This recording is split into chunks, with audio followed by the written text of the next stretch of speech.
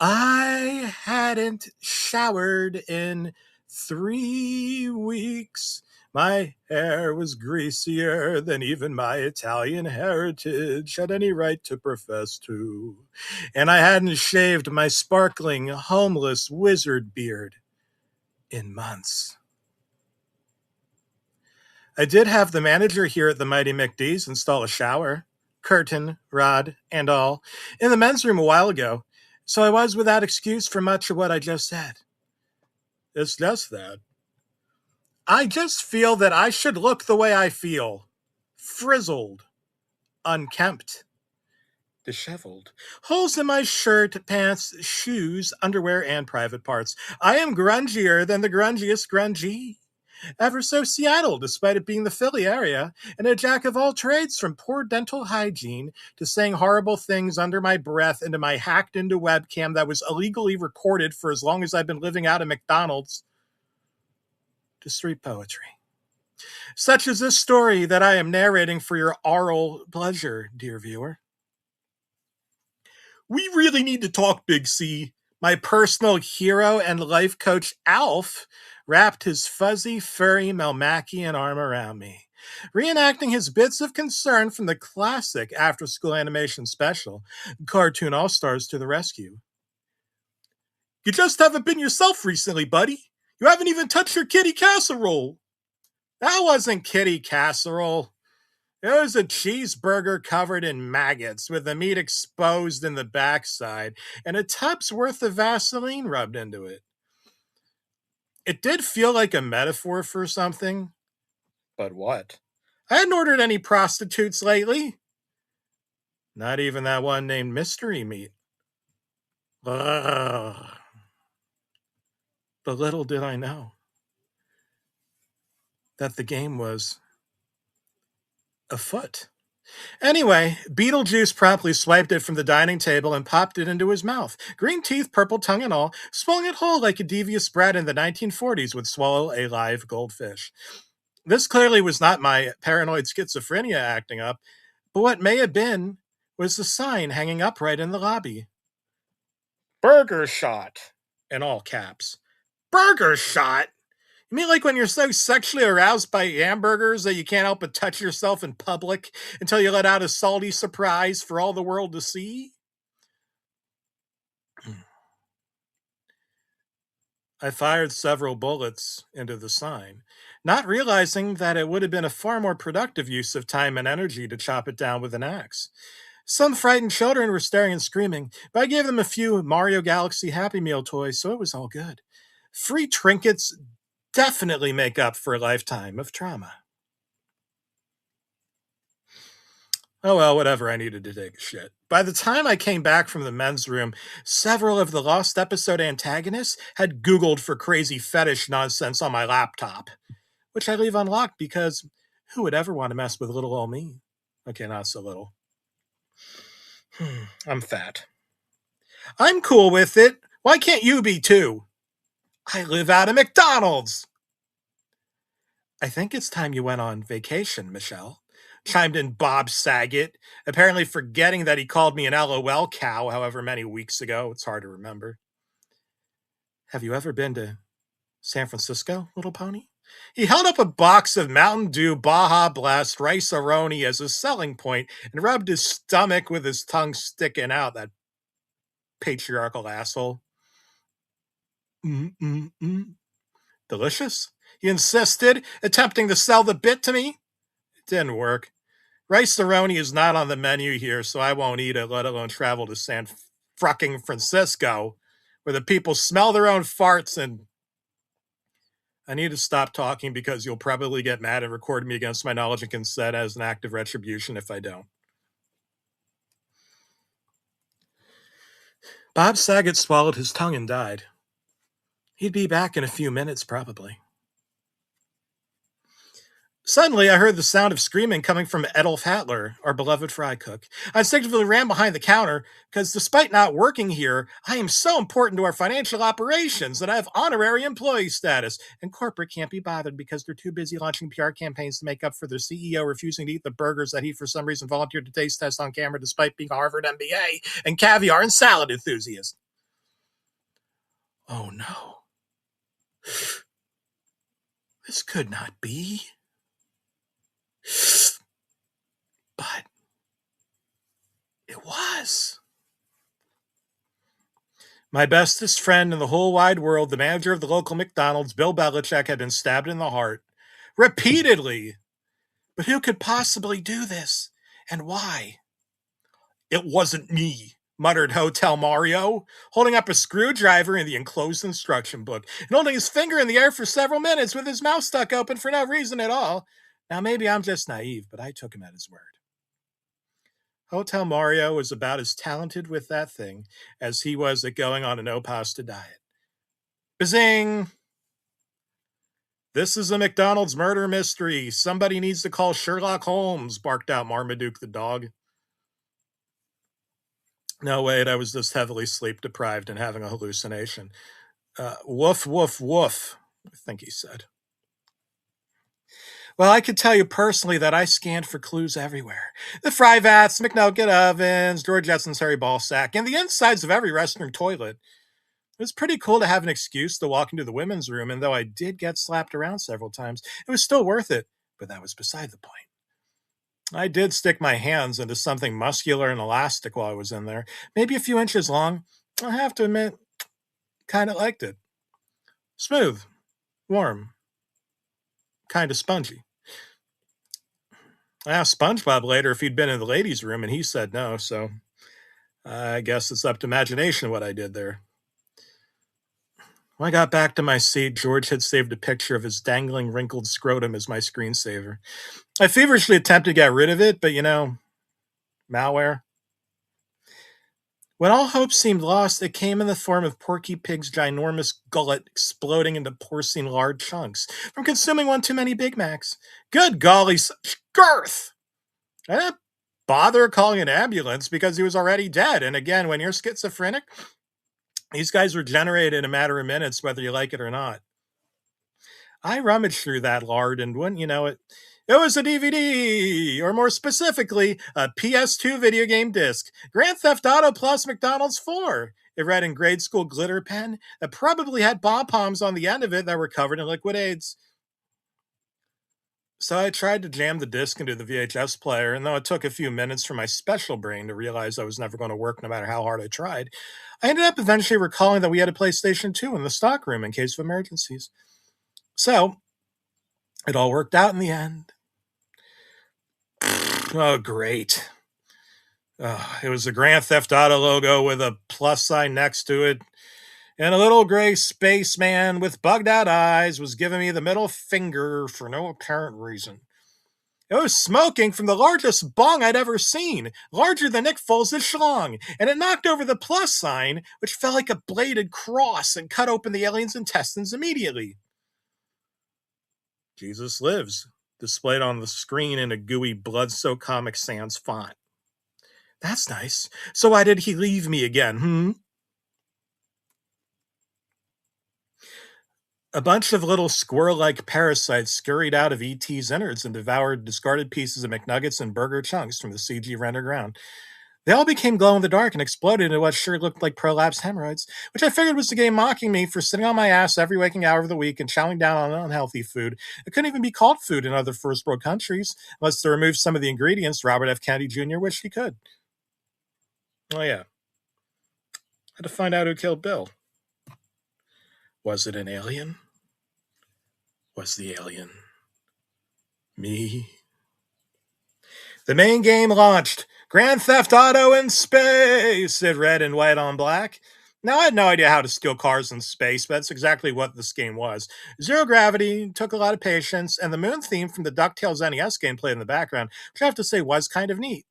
Lots of thugs, lots of guns, and they didn't really accomplish much in space, but this was just a poorly designed fan game, or whatever these GTA McDonald's games are actually supposed to be. Eventually, I stole a rocket ship, tuned to some 1970s acid jazz station on the space radio, and crash landed into the dark side of the moon because I never got my rocket ship pilot's license. This caused an instant game over and a space war to break out. It was actually in highly graphic detail and pretty impressive for PS2 graphics. Mercury spat fire, in the form of juicy red hot rhymes. Saturn spun its rings so fast that it made the other planets, moons, and stars dizzier than the last time I actually did order a hooker. And Uranus, well, it took a massive space dump all over the solar system that gave even Jupiter AIDS, as little red dots started popping up on the planet like a teenager's zits. But that couldn't prepare me for what happened next, emerging from a rising platform on the moon in melodramatic Freddie Mercury style. It was none other than the Ray Charles inspired McDonald's Moon Man Mac tonight. He was playing his piano, which was doused in ketchup, and giving his fingertips a blood like appearance as he played. And rapped.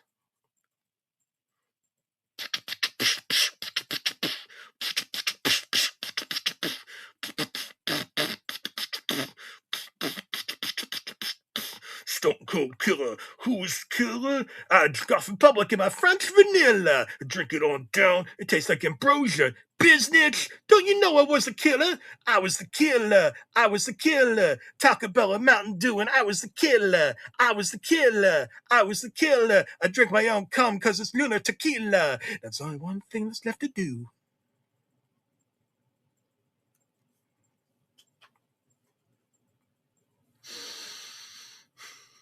After a killer rendition of Bonzo Goes to Bitburg, a popular protest song about future United States President Ronald Reagan's film about contracting AIDS from having sex with a monkey, Mac tonight smoked the most massive blunt in the universe, coughed, turned green like, mythical green moon cheese, and he fell over and died, spread out all over his piano, with the ketchup smears leaving a nice gangsta touch all over that outsider leather jacket of his.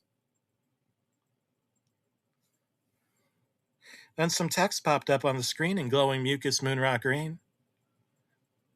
In all caps, Clue! The manager was killed by Steve from Blue's Clues. No, that's not quite right. I shook my head and considered it a misdirection play. I knew Steve, and Steve was no killer. He was even more slow to understand common everyday tasks than I am, so he wouldn't know the first thing about a going slash. I don't mean marijuana. A highly realistic picture of Bill Belichick's girlfriend with her eyes replaced with shite-stained Donald Trump quarters flashed on screen as a segue before the game moved over to a cartoon, which always seems to happen in these GTA McDonald's games for some reason. It was the mailbox from Blue's Clues. Its flag slowly moved down as if by the world's shittiest telekinesis effect before it opened up and revealed, oh no. This wasn't right. Somebody had taken a massive dump inside of the Blue's Clues mailbox. Sid Vicious from the Sex Pistols snorted the feces through a straw while Anarchy in the UK blared out of the television speakers, except it was now called Anarchy in the US, and pictures of a bald YouTube ranter shooting a stream of piss onto Donald Trump's lips played out intermittently every, I think it was 12 seconds, but it's not like I had a timer.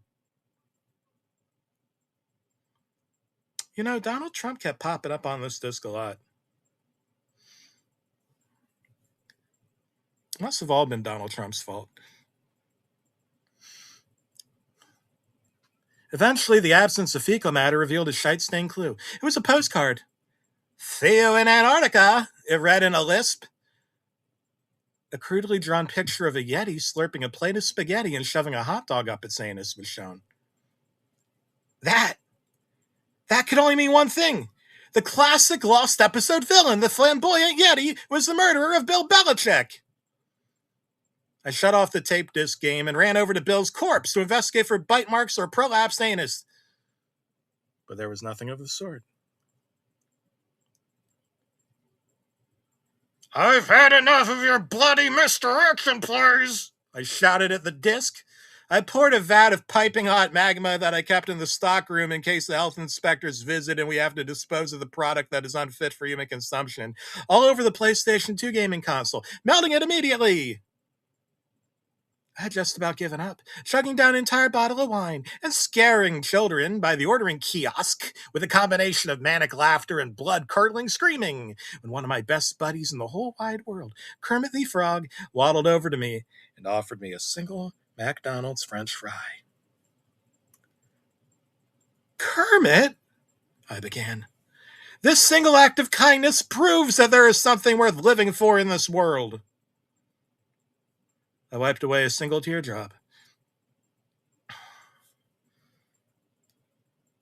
Little did I know that Kermit was planning on waiting until I was a senior and to get a job as a health insurance scammer, take away my meal plans and insulin. But that would be then. And this was now.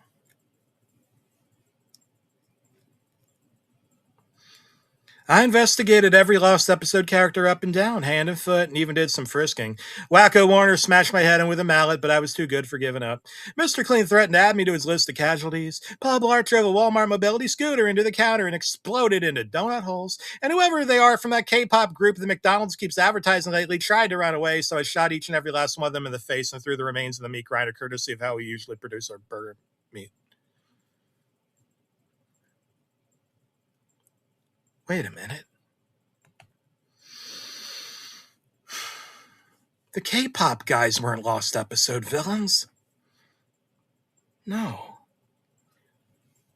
They were actual people. That was when the shocking truth occurred to me all along. I'm the killer! I exclaimed. There clearly was blood all over my hands, and it wasn't just the K-pop blood, but McDonald's restaurant manager blood. It also could have been pasta sauce because we don't have any pasta on the menu, and I don't eat anything that isn't on the McDonald's menu, thank you very much, unless I can add it to it. Also, I licked it. It was definitely blood, for sure. I must have still been upset about that Super Bowl that Bill Belichick cheated my beloved Eagles out of many years ago, so... Killed one of my best friends, even though things had gotten so low for him that he was managing a McDonald's. I need to file a detailed police report, I exclaimed. I threw all of my personal items in the garbage, despite realizing that the Lost Episode villains would just steal them and hack into them, make me look really bad, and share them amongst themselves to make me look like I was crazy.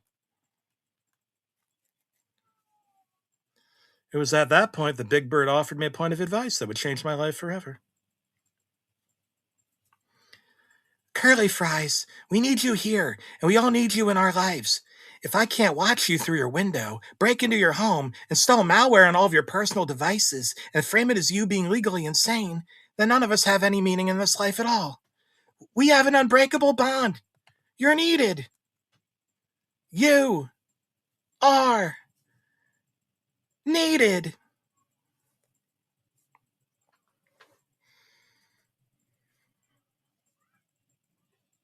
And with that, we took turns chopping Bill's body into smaller bits before heaving them all into the incinerator.